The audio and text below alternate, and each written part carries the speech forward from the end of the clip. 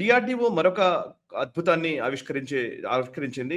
76 dot అంటే DART driven ammunition reduced time of light. So dot ammunition ని తయారు చేయడం జరిగింది.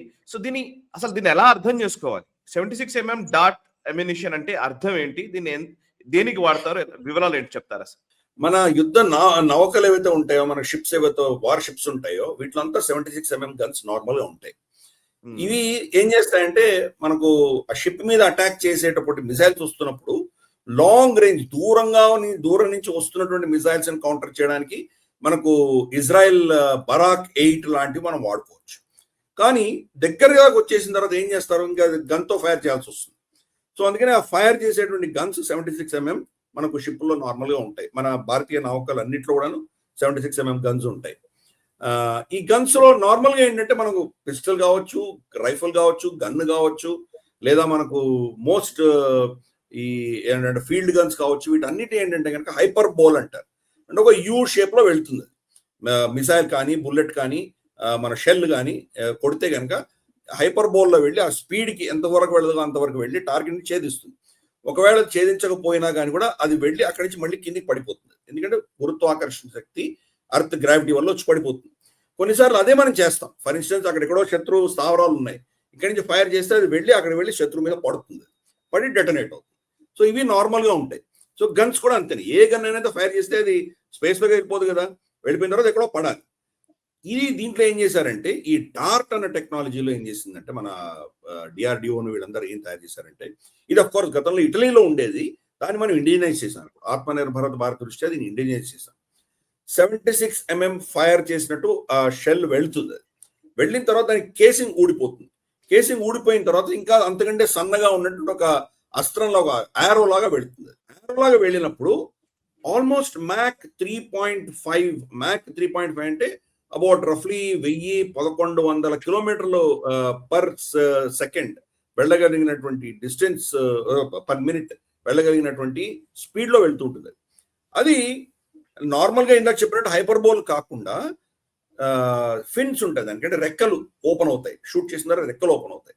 ఈ షిప్ ఏ రడార్ సిగ్నేచర్ చూస్తుందో, అంటే ఎదురుగా వస్తున్నటువంటి మిసైల్ ని ఇది రడార్ లో పసిగట్టి దాని యొక్క రేడియో సిగ్నేచర్ పసిగట్టి ఆ రేడియో సిగ్నేచర్ ని ఈ యొక్క డార్ట్ కి వాళ్ళు హ్యాండ్ ఓవర్ చేస్తే ఆ రేడియో సిగ్నల్ పట్టుకొని అది వెళ్తుంది.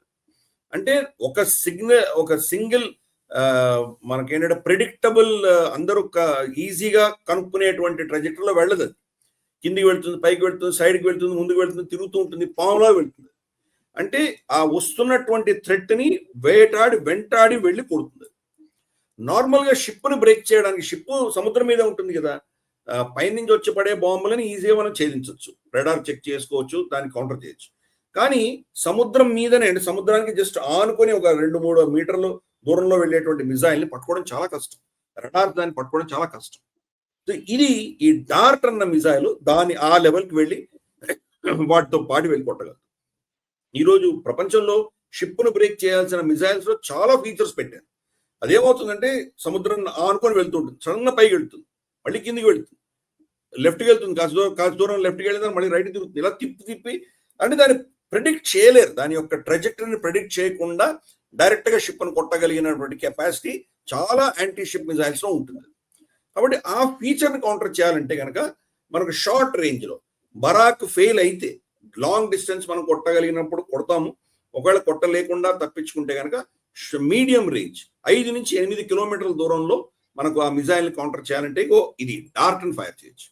దీంట్లో కూడా అడ్వాంటేజ్ ఏంటంటే కనుక నిమిషానికి 120 రౌండ్లు ఫైర్ చేయొచ్చు. సో వస్తున్న దానికి ఒకటే కాదు, మల్టిపుల్ డార్ట్స్ వెళ్ళి కొడతాయి దాన్ని. కాబట్టి షూర్ షార్ట్ కిల్. అది అటు వెళ్ళినా ఇటు వెళ్ళినా కనీసం ఏదో ఒక డార్ట్ వెళ్ళి దాన్ని కొట్టేస్తుంది.